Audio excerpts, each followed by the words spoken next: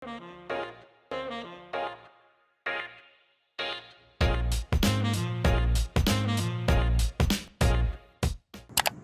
呢幾年你知道都去好多香港人過去曼城嗰邊居住啊、移居啊，或者係帶埋仔女過去讀書啊咁樣。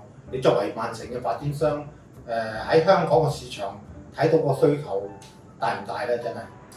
其實 all the while 都係大嘅。你其實如果喺曼城要遇到一個香港人其實唔難啊。我哋啲 development 就有啦。但係當然啦，其實我哋啲 development 唔一定就係香港人，其實有好多當地人啦，或者好多好似頭先我哋講嗰啲 age group 啊，唔同地方嚟嘅 talent 啊，都會有㗎。咁但係當然因為香港曼城個average price 佢冇 London 咁高。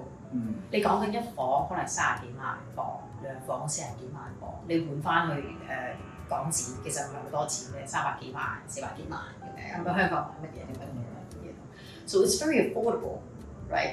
And then you get more space， 空間大啲啦，空氣可能靚啲啦，you know， 細啲，但係需要嘅嘢有，你好似張導頭先話，又要足球啊，你又要食嘢，都話係啦，有得蒲啊，有得 you know you happy there，you know， 你作為一個你住得好，食得好，瞓得好 ，you know， 哇 yeah。係。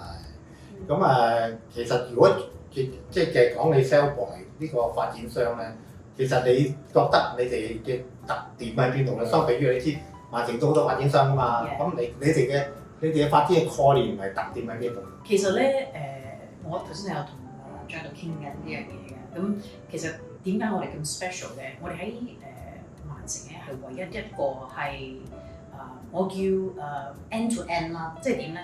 我哋係唔係我哋自己用我哋嘅母公司叫做 Betfred。Right, which is one of the largest independent bookmakers，即係 equivalent of Hong Kong Jockey Club， 但係英國係最大嘅。咁funding 我哋自己，因為我哋係個 property arm，right，so they do the funding。咁我哋 funding 之餘咧，我哋有自己嘅 construction team。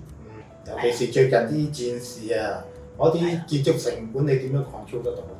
係咪啊？突然間油價加，嗰個人工費又加，你而家又話通脹咁你哋喺呢度有自己團隊，尤其是你喺呢一方面嘅管理控制方面係做得好好嘅。我覺得呢個好關鍵。即係等於你話曼城嘅馬會喎，或者係起碼馬會嗰啲叫做彩票部啊，你會唔會覺得佢冇錢啊？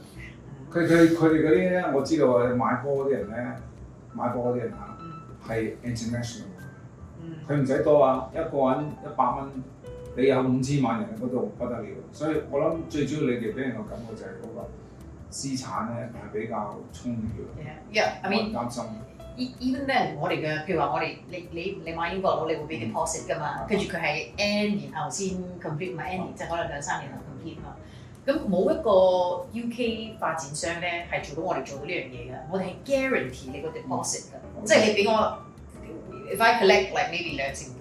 我呢個係我 guarantee 嘅，即係我冇公司去 guarantee 呢樣嘢。喺 UK 嘅 standard 係冇呢件事嘅 ，even you buy from 最大嘅 developer 喺 UK 冇㗎，佢個 law 就係要 minimum 10萬磅或 10%，whichever is lower。咁你如果俾係2成半嘅話，咁你嗰個1成半 extra 嘅係 at risk 嘅。會唔會你不如保證嗱？如果有咩事，你講1萬磅。就我俾你賭啊，俾你買波得唔得？I mean from 我哋個 angle， 我哋 angle， 我就係講翻我哋即係起碼個 guarantee 好 strong 啦。冇另一間公司喺 UK 做到呢樣嘢。我覺得呢個好重要啊。